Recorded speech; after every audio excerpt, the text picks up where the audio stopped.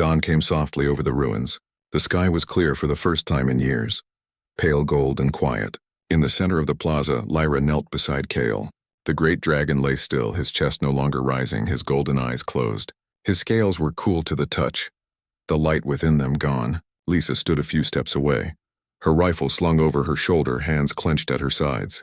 She had seen death before, too much of it, but this felt different. This was not just loss, it was sacrifice. Lyra placed her forehead against Kale's snout and sang. The song had no words, only notes that shimmered in the morning air like dew. As she sang, Kale's body began to glow faintly, not with fire or power, but with something gentler. His form softened, dissolving into countless points of light that rose like fireflies. They drifted upward, then settled into the cracked earth around the Heartstone shard. Where they touched the ground, silver shoots pushed through the ash, leaves unfurled, petals bloomed, and within minutes a small grove stood where only ruin had been. The trees had bark like moonlight and leaves that chimed in the breeze. Flowers glowed with soft blue and gold light, their scent sweet and calming.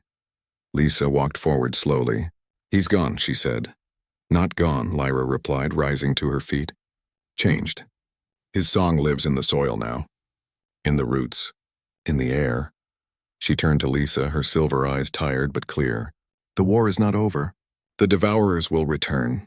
They always do. But now you remember, and memory is the first shield." Lisa looked around. Survivors were gathering at the edge of the new grove. Children peeked from behind their parents' legs, eyes wide with wonder, not fear. A young girl stepped forward, reached out, and touched a glowing petal. It pulsed gently under her fingers, and she smiled. That small act meant more than any victory. Over the next few days, people came from all over the sector. Not soldiers, not at first, but families, teachers, healers. They brought seeds, tools, songs of their own. They planted gardens around the grove, built shelters from salvaged metal and living wood, and began to speak again of tomorrow. Lyra stayed at first, teaching them how to listen to the earth, how to tend the light without demanding it. She showed them how to weave simple runes into their walls, symbols of protection, not war. But as the days passed, she grew quieter, more distant. Her work here was done. One evening, as the twin moons rose, Lisa found her on the edge of the grove, looking east. "You're leaving," Lisa said. It was not a question. Lyra nodded. "There are other sparks to guard, other worlds that still dream. Will I see you again? Perhaps. Or perhaps you will see someone like me. The watch does not end." Lisa handed her a small pouch. Inside were seeds from the new trees. "Take these.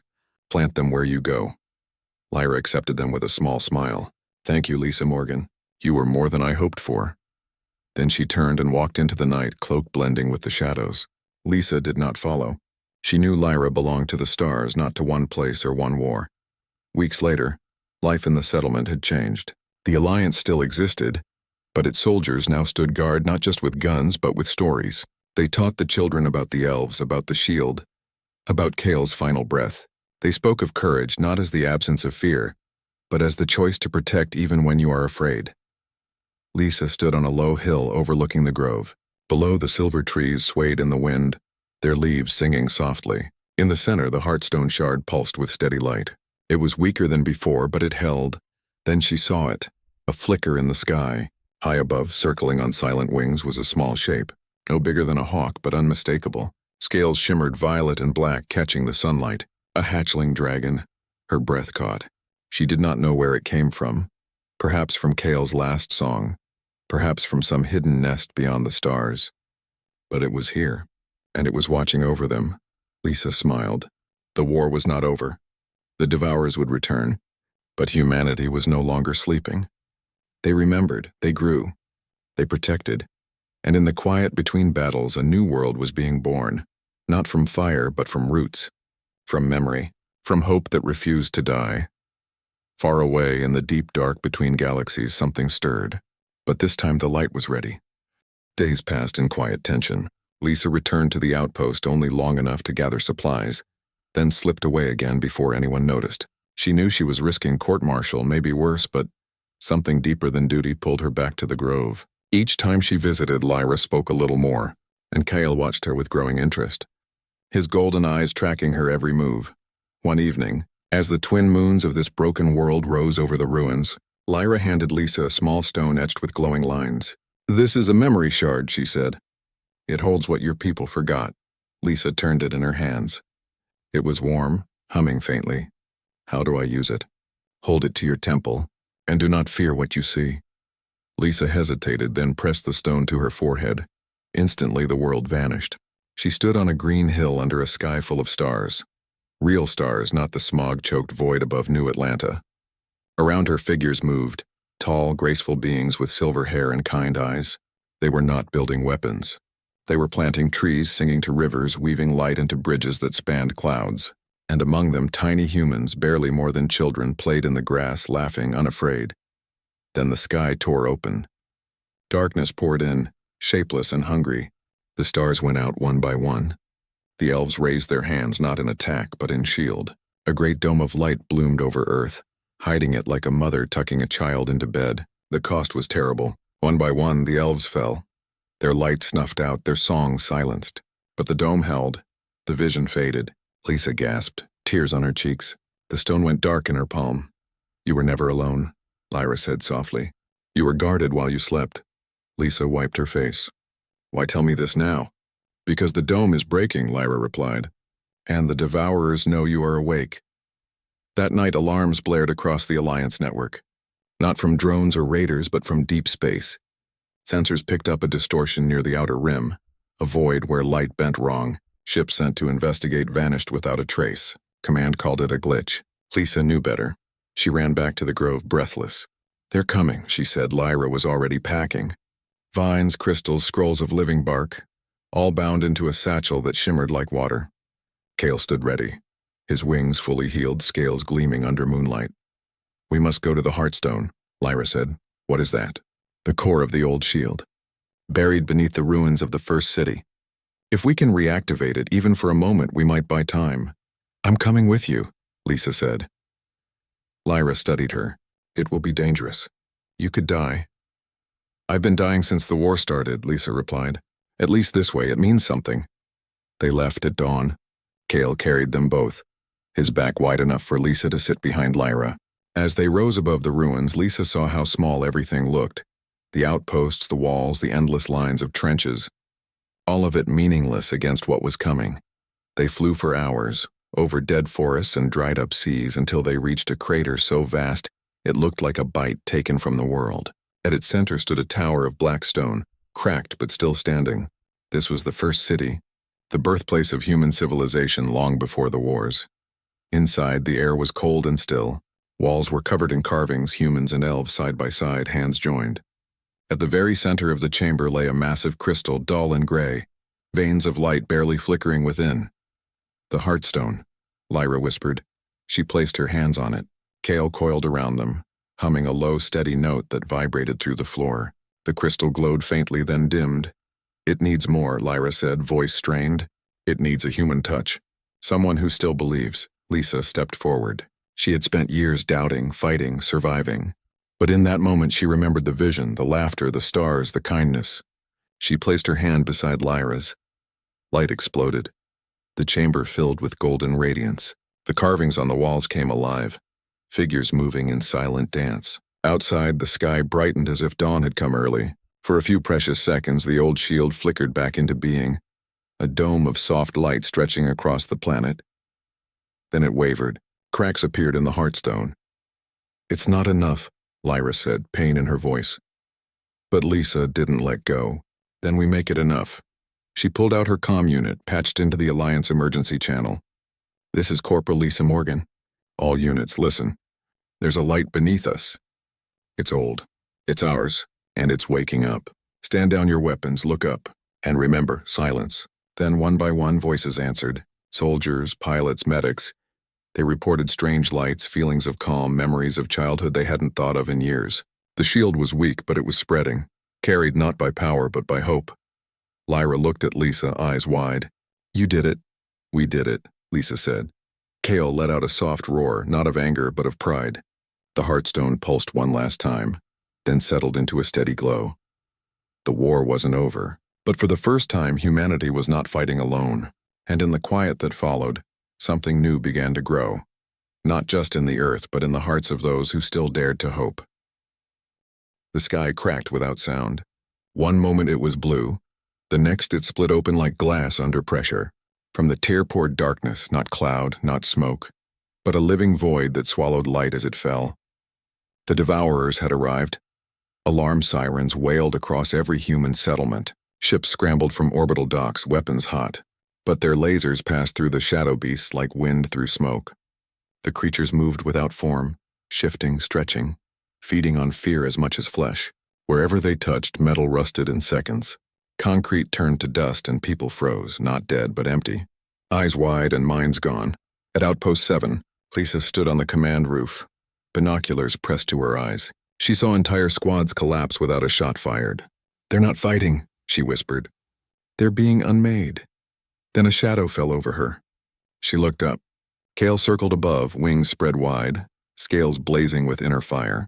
Lyra sat between his shoulders, hair streaming in the wind, hands raised. She was singing, a wordless tune that made the air shimmer. "Get everyone to the center plaza," Lisa shouted into her comm. "Now." Below, soldiers ran, dragging the wounded. Some hesitated, staring at the sky in terror. But when they heard Lyra's song, something in them steadied. It was not courage, not exactly. It was memory. The memory of being protected. Of being worth saving. Kale dove. He struck the leading shadow beast like a comet. His claws tore through its form, and where he touched, golden light bloomed. The creature shrieked, a sound that cracked windows and dissolved into ash. But more came. Dozens, hundreds. Lyra landed in the plaza, leaping from Kale's back. She turned to Lisa. "The Heartstone's light is fading. We need to anchor it here." Lisa nodded. She had already ordered engineers to bring the portable core, a shard of the original crystal, small but still glowing. They placed it in the center of the plaza, surrounded by soldiers holding hands, humming the tune Lyra had taught them. Kale fought above, fire streaming from his jaws. His breath was not flame, but condensed starlight, pure, white, and searing. It burned the shadows away, if only for a moment. But each blast weakened him. Blood dripped from his wings, sizzling as it hit the ground. Lyra raised her arms. Vines shot from the earth, wrapping around the core, feeding it with life from the hidden grove. The light grew stronger, pushing back the darkness at the edges of the city. But the devourers were learning. They began to avoid the light striking from the blind spots, the places where hope had thinned. Then came the herald.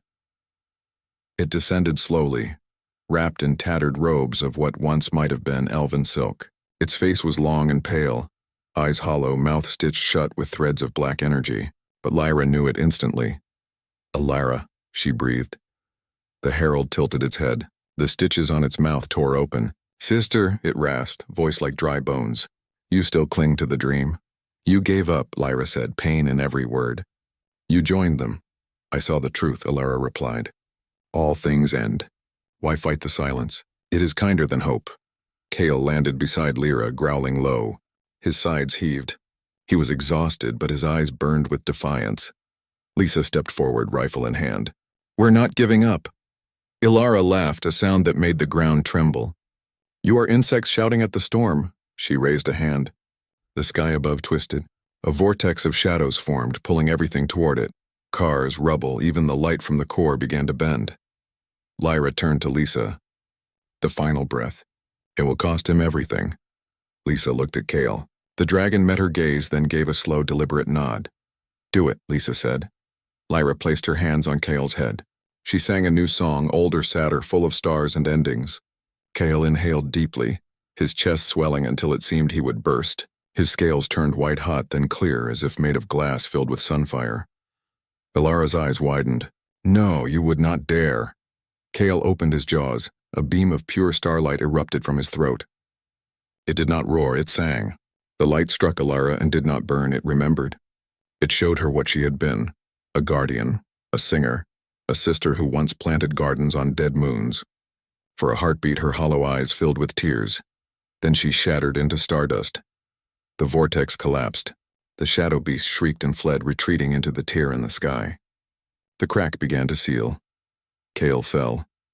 Lyra caught him as he dropped, cradling his massive head in her arms. His light faded, scales returning to violet black, but dull now, lifeless. His breath came in shallow gasps. "You were always brave," she whispered, tears falling onto his snout. Lisa knelt beside them. "Is there nothing we can do?" Lyra shook her head. "He gave his song to save yours." Above, the sky healed. The last of the light from the Heartstone pulsed once, then settled into a soft glow that wrapped the city like a blanket. Survivors emerged from shelters, blinking in the quiet. No one cheered. No one spoke. They simply stood together, breathing, alive. In the distance, the tier in space closed with a sigh. The battle was over, but everyone knew it was only the first. The Devourers would return. They always did. Yet as Lisa looked at Lyra holding Kale and at the faces of her people, no longer just soldiers but something more, she felt it again. That fragile, stubborn thing called hope. And this time it had teeth. In the scorched ruins of New Atlanta, where the sky wept gray rain and the earth remembered fire, a lone human patrol moved through the skeletal remains of skyscrapers. The air smelled of rust, ozone, and old smoke. Boots crunched over broken glass and twisted metal. Among them walked Corporal Lisa Morgan, her rifle held tight, eyes scanning every shadow. She had seen too many things die in this war, and she was not eager to add herself to the list. The city had fallen 3 years ago during the first alien incursion. No one knew where the attackers came from or why they struck. They left no messages, no demands, only silence and ruin. Since then, the United Earth Alliance had been fighting a losing battle across the colonies. New Atlanta was supposed to be safe, deep behind the lines, but safety was a myth now. Lisa's squad rounded a corner, stepping into what used to be a public plaza. Fountains were dry, benches melted, and the statue of some forgotten leader lay face down in the mud. Then she saw it, a flicker of movement near the center of the square. Not human, not machine, something else. Hold, she whispered, raising a fist. The squad froze. From behind a collapsed archway, a figure emerged. Tall, slender, wrapped in a cloak the color of storm clouds. Her skin was pale, almost glowing, and her hair shimmered like starlight caught in water. Her eyes, silver, sharp, ancient, locked onto Lisa's. At her feet, coiled like smoke given form, was a creature no bigger than a large dog. Its body was covered in smooth, dark scales that shifted from black to deep violet as it moved. Wings folded tight against its back, and its breath came out in soft curls of frost even though the day was warm. Lisa's finger hovered over the trigger. "Identify yourself," she called, voice steady despite the chill running down her spine. The woman tilted her head slightly as if amused. When she spoke, her voice was quiet but carried like thunder through the empty square. "Human, another step and my monster will tear you apart." The creature at her feet lifted its head. Golden eyes flared open, pupils slitted like a cat's. A low growl rumbled from its chest, not loud, but deep enough to vibrate in Lisa's bones. Private Danny Cruz shifted nervously beside her. "Corporal, that thing's not on any intel report." "I know," Lisa muttered. She had never seen anything like it. Not in training, not in nightmares. It moved with a grace that felt wrong for something so clearly dangerous. Its claws tapped against the stone like knives on glass. The woman took a slow step forward. The dragon, because that's what it had to be, though Lisa had only heard of such beasts in old myths, rose with her, muscles coiling beneath its scales. Its tail flicked once, slicing the air. "We mean no harm," Lisa said, lowering her rifle just an inch. "We're just scouting. This zone's been quiet for weeks." "Quiet because I willed it," the woman replied. "You trespass in a place not meant for your kind," Lisa frowned. "This was our city. Once," the woman said. "Now it is a grave, and graves should be left undisturbed." A cold wind swept through the plaza, carrying ash and the faint scent of something sweet, like blooming night flowers. Lisa's squad exchanged uneasy glances. They were trained for plasma rifles, drones, even biomechanical horrors from the outer rim. But this felt older. "Stranger, who are you?" Lisa asked. The woman's lips curved, not quite a smile. "I am Lyra. And this," she placed a hand on the dragon's head, "is Kale. He does not like strangers." Kale snorted, a puff of frost escaping his nostrils. His gaze never left Lisa. "We're not here to fight," Lisa said. "But if you're hiding something, the Alliance will find out." "They always do." Lyra's expression darkened. "Your Alliance knows nothing." "They remember nothing. They build weapons while forgetting why they were spared." "Spared from what?" Danny blurted. Lyra looked at him, and for a moment her eyes seemed to hold entire galaxies. "From the end," she said simply. "From the silence that eats stars." Before anyone could respond, a distant explosion rocked the eastern edge of the city. The ground trembled. Alarms wailed from the patrol's comms. Scouts report enemy drones inbound, came a voice in Lisa's earpiece. Multiple signatures. Closing fast. Lyra's head snapped toward the sound. Her posture changed, tense, alert. Kale let out a sharp hiss, wings flaring slightly. You brought them, she said, voice tight. We didn't, Lisa started. Your machines leave trails in the sky, Lyra interrupted. Trails the hungry can follow. Another explosion, closer this time. Smoke rose in thick black columns. Lyra turned fully to Lisa, silver eyes burning. Leave, now, or my monster will not wait for your next step. Lisa hesitated. Orders said secure the area. Gather intel. But something in Lyra's voice, the weight behind it, made her pause. This wasn't just another hostile. This was something else entirely. Fall back, she ordered. The squad turned and ran, boots pounding against broken stone. As they disappeared into the ruins, Lisa glanced back once. Lyra stood unmoved.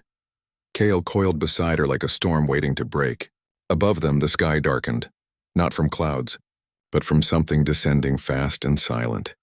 And in that moment, Lisa knew.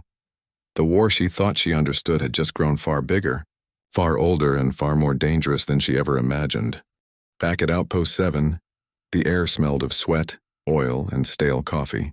Lisa sat alone in the debriefing room, her hands wrapped around a cold mug. The walls were thin, and she could hear the hum of generators and the occasional shout from the comms bay. No one believed her report. Not really. They logged it as possible hallucination due to stress exposure and filed it away. But Lisa knew what she saw. The woman. The dragon. The way the air bent around them like reality itself was holding its breath. Meanwhile, miles away, in a hidden grove grown from salvaged alien flora, Lyra knelt beside Kale. The dragon lay on his side, one wing stretched out. The edge burned and smoking faintly. Plasma scorch marks marred his violet-black scales. He let out a soft whimper, more like a wounded bird than a monster. Shh, Lyra whispered, pressing a handful of glowing moss against the wound. The moss pulsed with a soft blue light, seeping into his scales. You were brave. Too brave. Kale blinked slowly, his golden eyes clouded with pain. He nudged her hand with his snout, a gesture so gentle it belied his fearsome shape. Lyra smiled faintly, but her heart was heavy. She had not healed him like this since the last Great War, and that was centuries ago. The grove around them was impossible. Trees with silver bark and leaves that chimed in the wind grew from soil that should have been dead. Flowers bloomed in colors that had no name, their petals shifting hue with the light. This place was a seed of the old world, carried across stars and planted in secret. It was all that remained of her home. She looked up at the sky through the canopy. The gray clouds were breaking, revealing patches of deep space. And in that space, something stirred, a coldness, a hunger. The devourers were waking. Long ago, before humans walked upright, the elves had ruled the stars. They were not gods, but they were close. They shaped worlds, sang light into being, and wove time like thread. But even they could not stop the devourers, ancient entities born from the void between galaxies. They consumed not just matter, but memory, hope, meaning. Where they passed, nothing remained but silence. The elves fought them for 1,000 years. In the end, they did not win. They only delayed the end long enough to hide a few sparks of life. Earth was one of those sparks, hidden behind veils of illusion, wrapped in cosmic mist, forgotten by all but the elves who watched from the shadows. Lyra was one of the last watchers, and Kale was her last companion. She placed a hand on his head. They are coming back, she said softly. And this time there is no one left to stand in their way. Kale made a low sound in his throat, not a growl, but a question. The humans, Lyra answered. They have forgotten. They build weapons, but not wisdom. They fight each other while the true enemy stirs. She stood, brushing dirt from her cloak. But one of them saw us. One looked into your eyes and did not fire. Maybe that is enough. Back at the outpost, Lisa could not sleep. Every time she closed her eyes, she saw Lyra's silver gaze and Kale's golden stare. She replayed the words over and over. You were spared. Spared from what? Why? She went to the archives, a dusty room filled with old data drives and paper logs. Most records from before the incursion were lost, but some fragments remained. She dug through them for hours until her eyes burned. Then she found it, a single encrypted file labeled Project Veil. It was heavily damaged, but parts were readable. It spoke of strange energy readings near Earth's orbit 200 years ago. of a cosmic anomaly that vanished without explanation, of a silent protector mentioned in old elven texts recovered from a derelict ship. One line stood out. They shielded us when we did not know we needed shielding. Lisa's breath caught. It matched what Lyra said. Humans were protected, hidden, spared. But why would an elf do that? And why show herself now? The next morning, against orders, Lisa packed rations, a sidearm, and a translator chip. She told her squad she was checking perimeter sensors. But she walked in the opposite direction, toward the ruins, toward the plaza, toward Lyra. It took her 2 days to find the grove. The trees seemed to shift as she approached, paths appearing and disappearing like breath on glass. And there in the center sat Lyra, weaving vines into a strange symbol on the ground. Kale lay nearby, stronger now, though his wings still drooped. Lyra did not look up. You should not be here. I had to know, Lisa said, stopping a few paces away. Why did you protect us? Lyra finally met her eyes. Because you were young. Because you still dreamed. The devourers feed on despair. Your world had none. And now? Now you have war, fear, hatred. You are ripe for harvest. Lisa swallowed. Is that why they're coming back? Lyra nodded. They smell your pain like blood and water. Kale rose slowly and padded toward Lisa. She tensed but did not move. The dragon stopped inches from her, sniffed her boot, then looked up. His eyes were clear now, curious. He senses your doubt, Lyra said, but also your will. That is rare. What do we do? Lisa asked. Lyra stood. You remember? You teach your people to remember what was saved. And you prepare. Prepare for what? For the end, Lyra said simply. Or the beginning. It depends on what you choose. In that moment, Lisa understood. This was not just a war of weapons. It was a war of memory, of hope, and she, a simple corporal from a broken city, might be one of the few who could help win it. Kale let out a soft chuff, almost like a sigh. Then he turned and walked back to Lyra, curling around her feet like a loyal hound. Lisa stayed a while longer, watching the strange flowers glow in the dusk. She did not have answers yet, but for the first time in years, she felt something she had almost forgotten. Purpose.